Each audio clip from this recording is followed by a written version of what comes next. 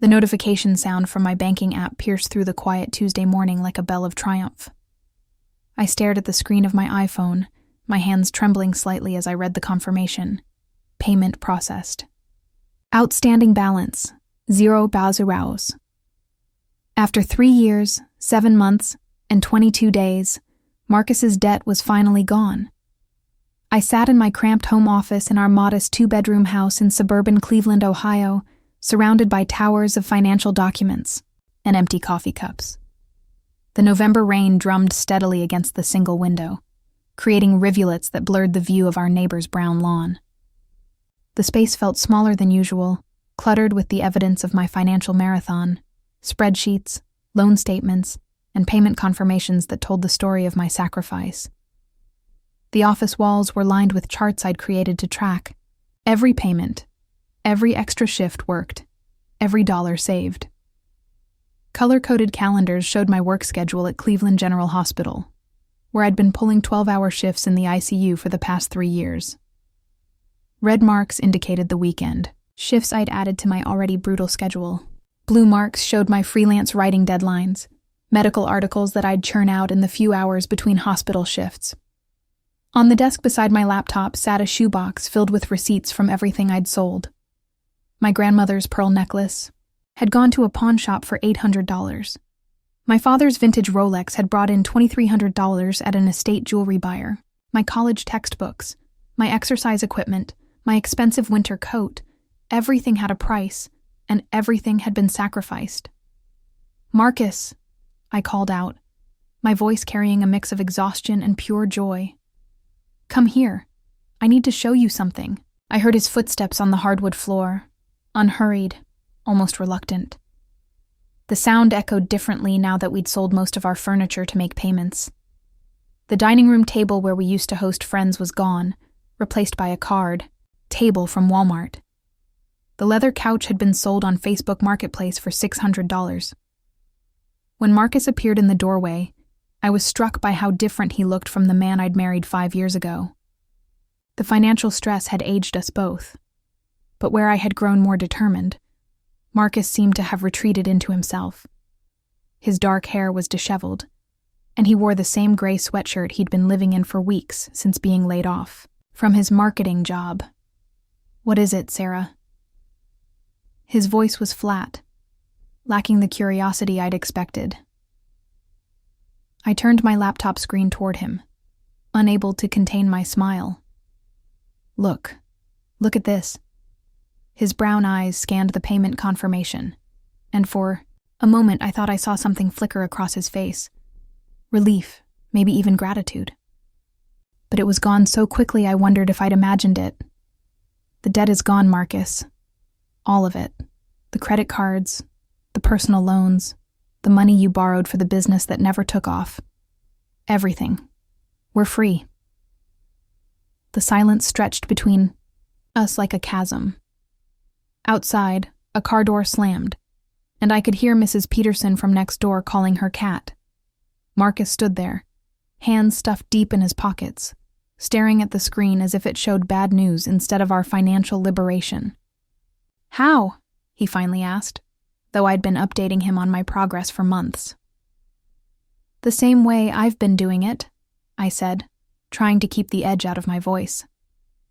"I picked up those weekend shifts at the hospital, took on 3 freelance writing projects, sold my grandmother's jewelry, cashed out part of my 401k. I've been living on ramen and peanut butter sandwiches for months, Marcus, but we did it. We're debt-free." I had expected him to sweep me into his arms, to thank me, to cry with relief the way I had been fighting back tears for the past 10 minutes. Instead, he nodded slowly and said, "That's good, Sarah. That's really good." Then he turned and walked away. I stared at the empty doorway, feeling the joy drain from my chest like water from a broken cup. The rain seemed louder now, more insistent. I looked back at my laptop screen, at the zero balance that had cost me everything, my savings, my sleep, my social life, my peace of mind. For 3 years, I had worked myself to the bone, taking on extra nursing shifts at Cleveland General Hospital, freelancing as a medical writer during every spare moment, selling everything of value I owned. The debt hadn't been mine to begin with. When Marcus and I got married, he'd been honest about his financial situation, mostly. He'd told me about the credit card debt from college, about the failed attempt at starting a digital marketing agency that had required loans he couldn't repay. What he hadn't told me was the full extent of it. The $200,000 had been revealed, slowly, like pulling teeth as bills arrived and collection calls started. But I loved him. I believed in us. I believed that marriage meant facing problems together, that his debt was our debt, that his freedom was our freedom. I closed my laptop and walked to our bedroom, where I found him lying on the bed, staring at the ceiling. The room was dim, curtains drawn against the gray day. Our wedding photo sat on the nightstand, showing two people who looked impossibly young and hopeful.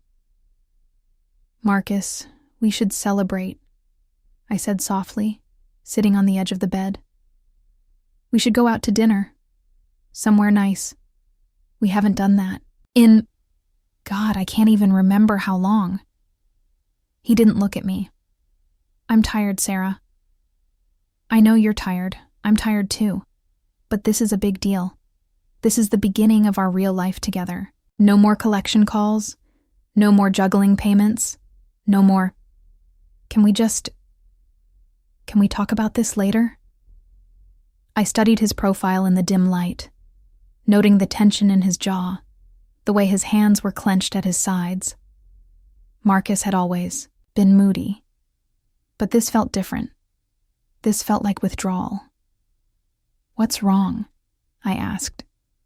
"I thought you'd be happy. I thought you'd be relieved." Finally, he turned to look at me, and what I saw in his eyes made my stomach drop. It wasn't relief, or gratitude, or love. It was something that looked almost like guilt, mixed with a resignation that chilled me to the bone. "I am relieved," he said, but his voice carried no conviction. "Thank you, Sarah, really. I know what you sacrificed for this." "For us," I corrected. "I sacrificed for us." He nodded, but didn't repeat my words. Instead, he turned back to the ceiling, effectively ending the conversation. I sat there for another few minutes, listening to his breathing and the rain outside, trying to understand how the happiest moment of our marriage had become one of the loneliest. Finally, I got up and went to the kitchen, where I made myself a peanut butter sandwich, my celebratory meal, and ate it standing at the counter, staring out at our backyard where the autumn leaves were turning to brown mush under the persistent rain.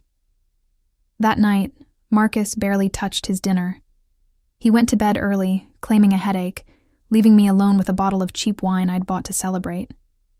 I drank it slowly, sitting in my office, looking at bank statements and payment confirmations, trying to feel the joy that had been stolen from me that morning. I had given everything to free us from that debt. What I didn't know yet was that I had also given him everything he needed to leave me behind. The next 2 weeks passed in a strange, muted bubble. Marcus moved through our house like a ghost, polite but distant, present but not really there. I kept waiting for the other shoe to drop, for him to snap out of whatever funk had settled over him since I'd paid off the debt. I told myself he was processing, adjusting to the idea of financial freedom after years of stress. I threw myself back into work at Cleveland General, picking up extra shifts even though I no longer needed to. The ICU was busy as winter approached, and the familiar rhythm of 12-hour days helped quiet the growing unease in my chest. My colleagues, the few who knew about our financial struggles, congratulated me on finally clearing the debt. Their joy felt foreign, like it belonged to someone else's life. "You must be so relieved," said Janet, my supervisor, as we prepped for the night shift on a particularly cold Thursday. "And Marcus must be over the moon." I forced a smile, adjusting my stethoscope. "Yeah, it's a weight off our shoulders. But, even as I said it, I knew it wasn't true. The debt was gone, but the weight remained, heavier than ever, pressing down on my marriage like a stone. At home, Marcus had started spending more time on his phone, typing messages with an intensity I hadn't seen since his job search began. When I asked who he was texting, he'd say, potential employers or networking contacts. But he always angled the screen away from me. He'd also begun taking long walks in the evenings, even in the bitter November cold, claiming he needed fresh air and exercise. The first real crack in my denial came on a Friday night. I had gotten home early from the hospital, hoping to surprise Marcus with dinner from Tony's Italian Kitchen, the restaurant where we'd had our first date. I found him in the living room, pacing and talking on the phone in hushed tones. I can't keep doing this, he was saying, his voice strained with emotion. It's not fair to anyone involved. He heard my footsteps and spun around, his face flushing red. I have to go, he said quickly into the phone, then hung up. Who was that? I asked, setting the takeout bags on our coffee table. Job interview follow-up, he said, but he wouldn't meet my eyes. Potential employer wanting to discuss next steps. It was 7:30 p.m. on a Friday. No legitimate employer would be calling at that hour, but I wanted to believe him. I needed to believe him. That's great, honey. I brought dinner. Your favorite, the chicken parmigiana from Tony's. We ate in relative silence, the tension thick enough to cut. Marcus kept checking his phone, and every notification made him jump slightly. Finally, I couldn't take it anymore.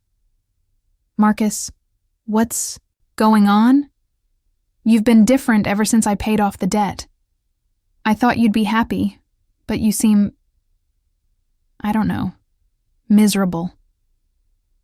He set down his fork and looked at me for the first time in days. Really looked at me. What I saw in his expression made my heart race with anxiety. Sarah, we need to talk. 4 words. 4 simple words that I somehow knew were going to change everything.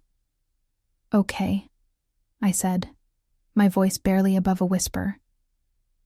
He ran his hands through his hair, a nervous habit I'd learned to recognize over 5 years of marriage. I've been thinking a lot lately. About us, about our marriage, about what we want from life. The takeout containers sat between us, growing cold, filling the air with the smell of garlic and oregano that would forever remind me of this moment. What do you mean? I asked, though part of me already knew. I think... He paused, took a deep breath, then delivered the blow with the clinical precision of a surgeon. I think we should get divorced. The words hit me like a physical force. I actually recoiled, pressing back against the couch cushions as if I could escape them. The living room, our living room with its mismatched furniture and photos of happier times, suddenly felt foreign and cold. What? The word came out as a croak. I've been unhappy for a long time, Sarah. We both have. The debt was just... It was keeping us together because we had to deal with it together. But now that it's gone, I can see clearly. We're not right for each other. I stared at him. This man I'd loved, sacrificed for, worked myself to the bone for, and tried to process what he was saying. Marcus, I don't understand. I just paid off your debt 2 weeks ago, $200,000. I gave up everything to make that happen. I know, he said, and for the first time, I heard real emotion in his voice. And I'm grateful, Sarah. I really am. But that doesn't mean we should stay married just because of what you did for me. Just because of what I did for you? I repeated, my voice rising. Marcus, I gave you 3 years of my life. I worked myself into the ground. I sold my grandmother's wedding ring, my father's watch, everything that mattered to me. I lived on. Nothing so you could be debt-free, and now you're telling me it meant nothing? It wasn't nothing, he said, but his voice was distant, like he was reading from a script. But it doesn't change the fact that we're not compatible. We want different things. I felt something fracture inside my chest, a clean break that I knew would never fully heal, What do we want that's so different, Marcus? What do I want that's so unreasonable? He was quiet for a long moment, staring at his hands. When he finally spoke, his words were carefully chosen. Too carefully chosen. You want a partnership. You want someone who shares everything with you, who builds a life with you step by step. And that's not me, Sarah. I need my independence. I need space to figure out who I am without the debt, without the pressure. Space, I repeated, flatly. You need space. Yes. Something in his tone, the way he said it so quickly, so definitively, made my blood run cold. This wasn't a sudden realization. This was a decision he'd already made, probably weeks ago. Maybe even before I'd made that final payment. Is there someone else? The question slipped out before I could stop it. The pause was infinitesimal, barely, a heartbeat, but it was enough. I saw the truth flicker across his face before he could hide it. No, he said, but the damage was done. I stood up slowly, my legs unsteady. The room seemed to tilt around me, and I had to grip the back of the couch to keep from falling. You're lying, Sarah. You're lying. The words exploded out of me, 3 years of suppressed frustration and exhaustion finally finding their voice. There is someone else. That's what this is about. That's why you've been sneaking around with your phone, taking mysterious walks, having hushed conversations. You found someone while I was working myself to death to pay off your debt. Marcus stood too, his face flushing red. It's not like that. Then what is it like? Tell me, Marcus. When did it start? Before I paid off the debt? While I was sacrificing everything for you? He opened his mouth, then closed it, then opened it again. Finally, he said, It doesn't matter when it started. But it did matter. It mattered more than anything. I grabbed my purse and keys from the coffee table, my hands shaking with rage and heartbreak. I need to get out of here. Sarah, wait. We should talk about this rationally. We should discuss how to handle the divorce, the house, I turned on him, and whatever he saw in my face made him take a step back. Don't you dare, I said, my voice low and dangerous. Don't you dare stand there and talk to me about handling this rationally. I just found out that my husband of 5 years wants a divorce right after I paid off his massive debt, and that there's another woman involved. Rational went out the window the moment you decided to blow up our marriage. I headed for the door, then stopped and turned back one more time. Marcus was standing in our living room, surrounded by the detritus of our abandoned dinner, looking smaller somehow than he had minutes before. Just tell me one thing, I said. If I hadn't paid off the debt, would you have stayed? The question hung in the air between us like a blade. Marcus looked at me for a long moment, and I saw the truth in his eyes even before he spoke. I don't know, he said quietly, but I knew. In that moment, I knew with crystal clarity that he would have stayed as long as he needed me to clean up his financial mess, and then he would have left anyway. The debt had been his insurance policy, his guarantee that I wouldn't leave him. And once it was gone, once I had served my purpose, I had become expendable. I walked out into the cold November night, leaving behind the man I'd loved and the marriage I'd sacrificed everything to save. The wind cut through my scrubs, and I realized I had nowhere to go. I'd been so focused on paying off Marcus's debt that I'd neglected my own life, my own friendships, my own support system. I sat in my car in our driveway for 20 minutes, crying until I had no tears left, staring at the warm light spilling from our living room window. Inside, Marcus was probably already texting whoever she was, telling her the deed was done, that he was finally free. Free. The word tasted bitter in my mouth. I had worked so hard to make him free, never realizing that his freedom would cost me everything. I spent that first night at a Hampton Inn near the hospital, lying awake on scratchy sheets, staring at the ceiling and trying to make sense of the ruins of my life. Every time I closed my eyes, I saw Marcus's face when he'd said, "I don't know." The casual way he'd delivered what felt like the killing blow to our marriage. By morning, exhaustion had given way to a cold, clear anger. Something had crystallized inside me during those sleepless hours, a determination I hadn't felt since I'd first decided to tackle Marcus's debt. But this time, I was fighting for myself. I called in sick to work, the first time I'd used a sick day in over a year, and drove back to the house. Marcus's car was gone, which was probably for the best. I needed space to think, to plan, to figure out what came next. The house felt different in the morning light, smaller and sadder somehow.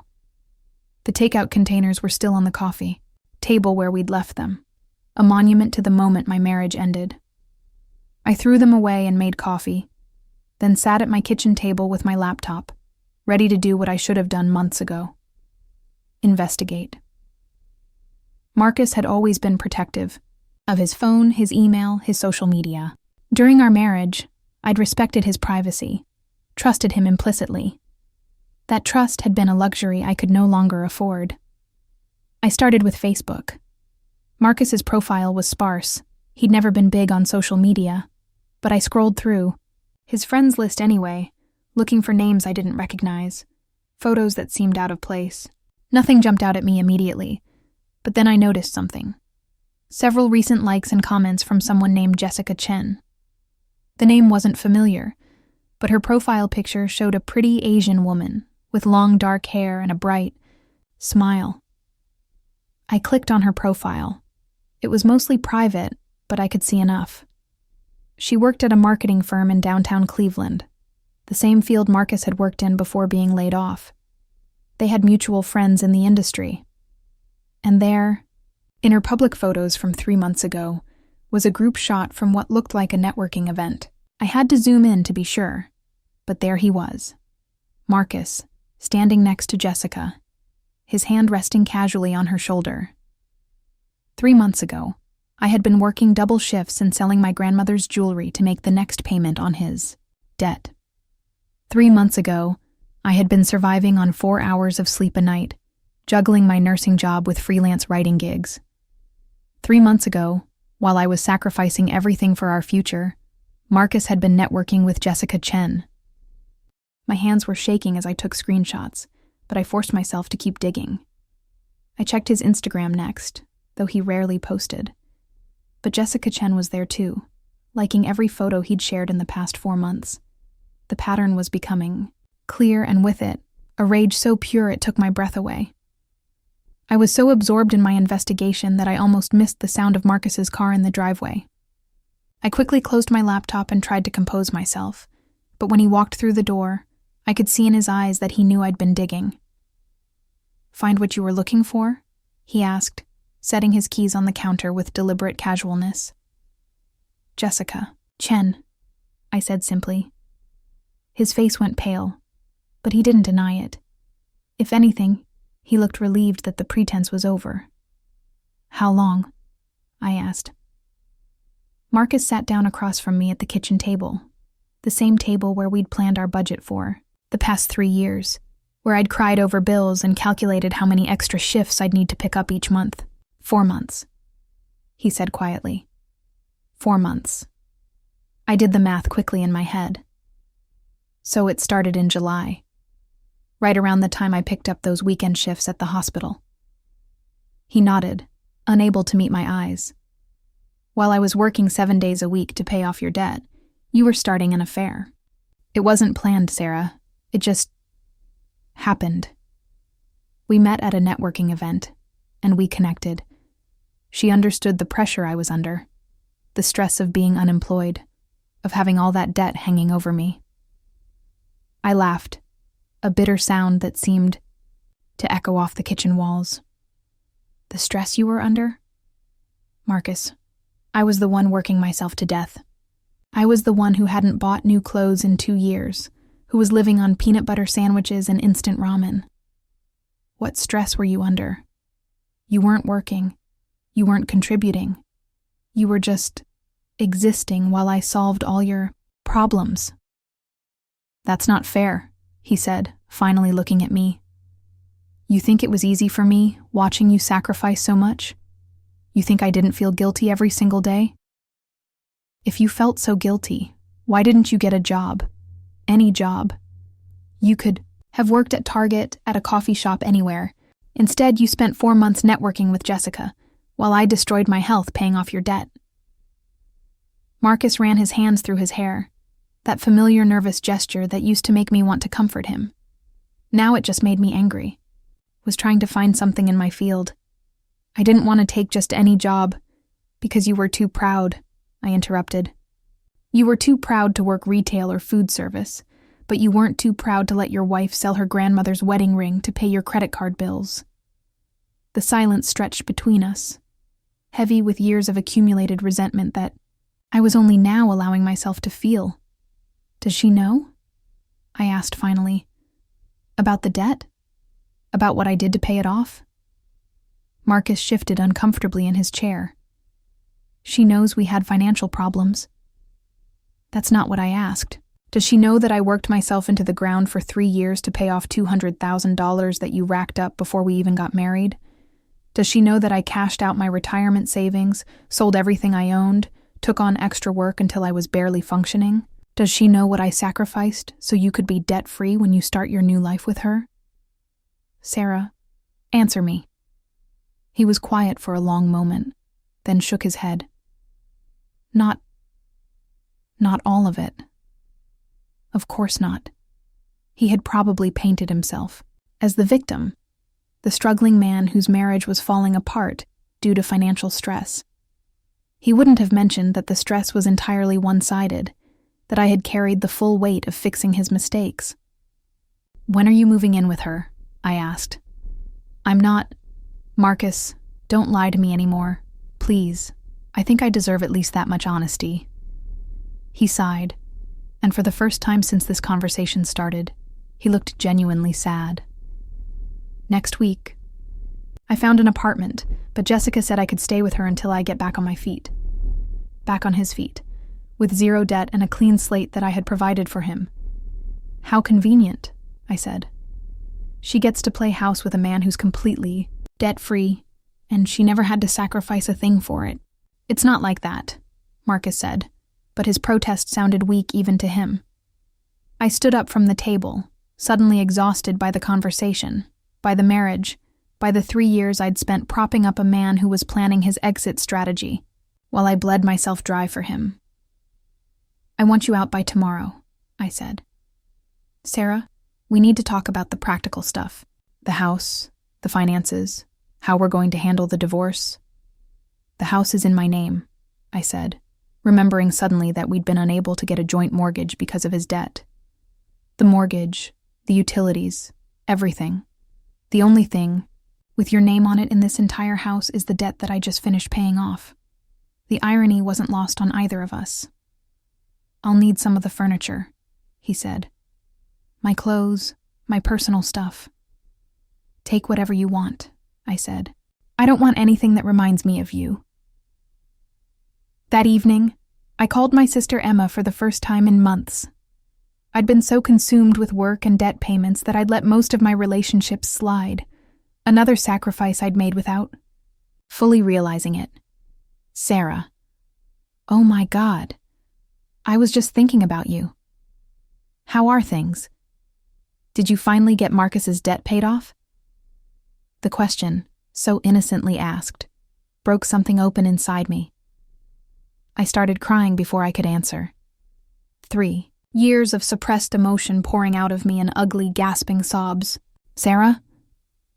Sarah, what's wrong? Talk to me." Between tears, I told her everything. The debt, the sacrifices, the affair, the divorce demand. Emma listened without interrupting, and when I was finished, she was quiet for a long moment. "That son of a bitch," she finally said, her voice tight with anger. "Sarah, I am so sorry. I wish you had told me how bad things were. I would have helped. I would have done something." "There wasn't anything you could do," I said, wiping my eyes with the back of my hand. "It was my marriage, my mess to clean up." "It wasn't your mess," Emma said firmly. It was his mess, and he let you clean it up while he planned his escape. That's not marriage, Sarah. That's exploitation. The word hit me like a slap. Exploitation. I had thought of myself as devoted, sacrificial, loving. I had never considered that I might have been exploited. I feel so stupid, I whispered. You're not stupid. You're loyal and generous and kind, and he took advantage of that. But Sarah, listen to me. You're going to be okay. You're going to be better than okay. You're young, you're debt-free, you have a good job, and you're finally free of a man who didn't deserve you. Debt-free. The phrase that should have brought me joy now felt hollow. I was debt-free, but at what cost? That night, I lay in my bed. Our bed, and stared at the ceiling, thinking about the woman I'd been 3 years ago. She'd been naive, maybe, but she'd also been whole. She'd had dreams and plans and a future that extended beyond the next payment due date. She'd had friends and hobbies and a 401k account. I didn't know who I was without Marcus's debt defining my every decision, but I was going to find out. And somehow, despite everything, that thought didn't terrify me as much as it should have. It actually felt a little bit like hope. 6 months later, I stood in the bathroom of my house, getting ready for Emma's birthday party. It was the first social event I'd attended since my divorce was finalized, and I was nervous in a way I hadn't been since high school. The woman staring back at me in the mirror looked different from the exhausted, hollow-eyed person who had discovered her husband's betrayal. I'd gained back some of the weight I'd lost during my debt-paying marathon. My hair was healthy again, and most importantly, there was light in my eyes. The house felt different too. After Marcus moved out, I'd slowly begun reclaiming the space. I painted the bedroom a warm sage green, bought a new comforter set with money from my actual paycheck rather than scraped-together debt payments, and filled the walls with photos of family and friends, relationships I was slowly rebuilding. The home office where I'd spent so many sleepless nights calculating payments had been transformed into a reading nook, complete with a comfortable chair and shelves lined with books I'd bought for pleasure, not profit. My phone buzzed with a text from Emma. Can't wait to see you tonight. Fair warning, I invited some people from work, including that cute doctor I mentioned. I smiled, shaking my head. Emma had been trying to set me up for months, convinced that I needed to get back out there. The truth was, I wasn't sure I was ready for dating, but I was ready to be around people again, to remember what it felt like to socialize without the constant weight of financial anxiety. The drive to Emma's house in Shaker Heights took me through downtown Cleveland, past the marketing firm where Jessica Chen worked. I'd driven this route dozens of times over the past 6 months, and it no longer sent a spike of anger through my chest. That surprised me more than anything. How completely the rage had burned itself out, leaving behind something cleaner and stronger. I'd heard through mutual friends that Marcus and Jessica were still together, that he'd found a job at her company, that they were talking about moving in together permanently. The news had stung initially, but it was the kind of pain you feel when you bite your tongue, sharp but brief, gone almost as soon as you register it. Emma's house was warm and bright, filled with the kind of laughter I'd forgotten existed. She greeted me at the door with a huge hug and immediately began introducing me to her co-workers from the law firm where she worked as a paralegal. Sarah's the sister I told you about, she said to a group near the kitchen island. The one who's basically a superhero. She's an ICU nurse at Cleveland General. Emma, I protested, but I was smiling. It felt good to be introduced as Sarah the nurse, Sarah the sister, Sarah the person, not Sarah the woman whose husband left her after she paid off his debt. The party was exactly what I needed. I found myself in conversation with Emma's colleagues about everything from healthcare policy to the best restaurants in Cleveland. Discussions that had nothing to do with payment plans or interest rates. I laughed more that evening than I had in the previous 3 years combined. Around 10 o'clock, I was helping Emma clean up in the kitchen when she nudged me with her elbow. "So, what did you think of David?" she asked, grinning. David was the doctor she'd mentioned, a pediatric surgeon at university hospitals. We'd talked for nearly an hour about the challenges of working in healthcare, and I'd been surprised by how easy the conversation had been. "He's nice," I admitted. "Really nice." "He asked if you were single." I paused in drying a wine glass, considering the question. 6 months ago, the answer would have been complicated. Technically single, but emotionally devastated. Legally divorced, but psychologically still married to my anger and hurt. Now, it felt simpler. "What did you tell him?" "That you'd been through a difficult divorce, but that you're one of the strongest people I know," Emma said. "He said he'd like to take you to dinner sometime if you're interested. No pressure." I set down the wine glass and looked at my sister, this woman who had been my anchor during the darkest period of my life. Emma had never judged me for the choices I'd made during my marriage, never said, "I told you so," even though she'd had reservations about Marcus from the beginning. She'd simply been there, ready to catch me when I finally fell. "I might be interested," I said, surprised by my own words. The truth was, I was interested, not just in David specifically, but in the possibility of connection again, of building something new on the foundation of who I'd become rather than who I'd been. A few weeks later, David and I had our first date at a small Italian restaurant in Little Italy.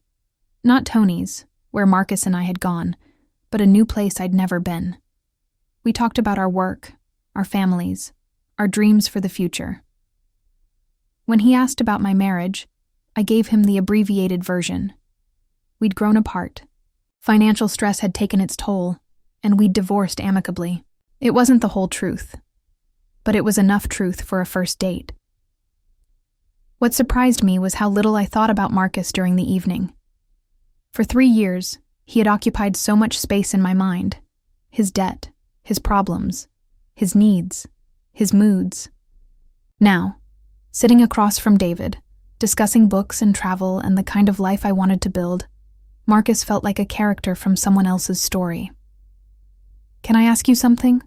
David said as we shared tiramisu for dessert. "Sure. You seem very self-possessed for someone who just went through a divorce." I mean that as a compliment. A lot of people I know who've been through breakups seem, I don't know, lost or angry or bitter. You seem like you know exactly who you are. I considered, his observation twirling my spoon through the mascarpone. "I think I'm still figuring out who I am," I said finally. "But I know who I'm not anymore, and that's a start." That night, lying in my bed, I thought about the person I'd been when I married Marcus, and the person I was becoming now. The woman, who had married him, had been willing to disappear into someone else's problems, to make herself smaller and smaller, until she was nothing but a solution to his needs. The woman I was now understood that love shouldn't require that kind of sacrifice. I'd learned to set boundaries, to say no, to prioritize my own well-being. I'd rebuilt my savings account, reconnected with friends, started exercising again. I'd even begun volunteering at a financial literacy nonprofit, helping other people navigate debt and budgeting, using my hard-won experience to help others avoid the trap I'd fallen into.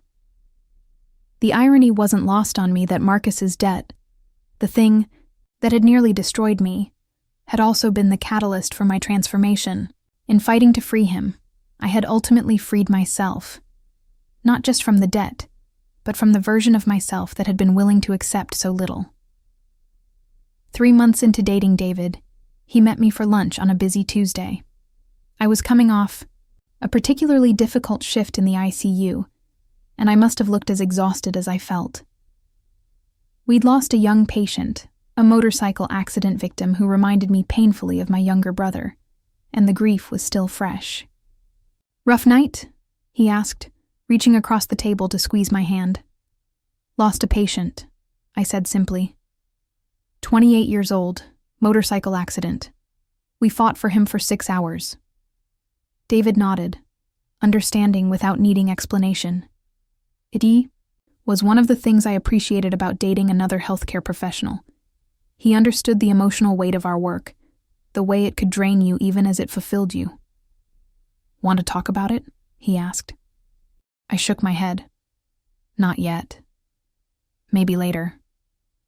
He squeezed my hand again and changed the subject to something lighter, letting me process my grief in my own time. It was a small gesture, but it meant everything to me. Marcus had never been comfortable. With my work stress, had often seemed impatient when I needed to decompress after difficult cases. David's quiet support felt like a revelation. That evening, as we walked through the Cleveland Museum of Art, a date that would have been impossible during my debt-paying years, I found myself thinking about the different kinds of love. The love I'd had for Marcus had been consuming, self-sacrificing, willing to destroy itself in service of the other person. The feelings I was developing for David were different. Calmer, more sustainable, built on mutual respect rather than desperate need. "Penny for your thoughts," David said as we stood in front of a painting of a woman reading by a window. "Just thinking about how different my life is now compared to a year ago," I said. "Better different, or just different?" I considered the question seriously. A year ago, I'd been married, working myself to exhaustion, living in a constant state of financial anxiety. Now I was divorced, dating someone new, financially stable, and slowly rebuilding my sense of self. "Better different," I said finally. "Definitely better different." As we left the museum and walked toward his car, David took my hand in a gesture that felt natural and right. The simple contact sent a small thrill through me, a reminder that I was still capable of attraction and connection and hope. 6 months later, I was sitting in my favorite coffee shop in Tremont, grading papers for the continuing education class I'd started teaching at the nursing school. It was a Saturday morning, and the cafe was busy with weekend brunch crowds, couples sharing newspapers, friends catching up over lattes, students with laptops spread across small tables. My phone buzzed with a text from David. "Dinner tonight? I have something I want to talk to you about." I smiled, feeling the familiar flutter of excitement that his messages always brought. We'd been dating for almost a year now, and the relationship had developed a comfortable rhythm. We saw each other 2 or 3 times a week, shared interests and values, and were slowly talking about a future that included both of us. But as I read his message again, I felt a small spike of anxiety. "Something I want to talk to you about" could mean anything. The old Sarah would have spent the rest of the day analyzing every possible meaning. The new Sarah simply texted back, "Of course, your place or mine." That evening, over dinner at David's apartment, he told me he'd been offered a position at Children's Hospital in Philadelphia, a significant career advancement that would require relocating within the next few months. "I wanted to talk to you about it," he said, "because I don't want to make this decision without considering how it affects us." The conversation that followed was the kind I'd never had during my marriage. Honest, collaborative, focused on finding solutions that worked. For both of us, David wasn't asking me to sacrifice my career for his opportunity. He was genuinely interested in exploring options that might work for both of us. "What if I looked into positions at hospitals in Philadelphia?" I heard myself saying. "I've been thinking about trying something new anyway, maybe emergency medicine or trauma nursing." "You'd really consider that?" David asked. "I'd really consider that," I said, and meant it. As we talked through the logistics and possibilities, I realized how different this conversation was from the ones I'd had with Marcus about major life decisions. With Marcus, every choice had been filtered through the lens of debt and limitation. With David, we were talking about possibilities and opportunities, about building something together, rather than just surviving. Later that night, lying in David's bed listening to the rain against his windows, I thought about the woman I'd been 2 years ago, and the woman I was becoming. The journey from there to here hadn't been easy. but it had been necessary. I'd had to lose everything, my marriage, my savings, my sense of self, to discover what I was truly capable of. The debt that had nearly destroyed me had also taught me valuable lessons about resilience, about the difference between love and sacrifice, about the importance of building a life that was sustainable rather than destructive. I'd learned that I was stronger than I'd ever imagined, more capable of independence than I'd believed possible. As David's breathing settled into the rhythm of sleep beside me, I felt a deep sense of gratitude for the path that had brought me here. Not gratitude for the pain or the betrayal, but for the strength I'd discovered in surviving them. For the first time in years, I was excited about the future, not because someone else was providing it for me, but because I was actively creating it for myself. The woman who had paid off her husband's debt and been rewarded with divorce papers was gone. In her place was someone newer, stronger, more complete. Someone who understood that the biggest victories really do come after the deepest wounds, and that sometimes the best thing that can happen to you is the thing that initially breaks your heart.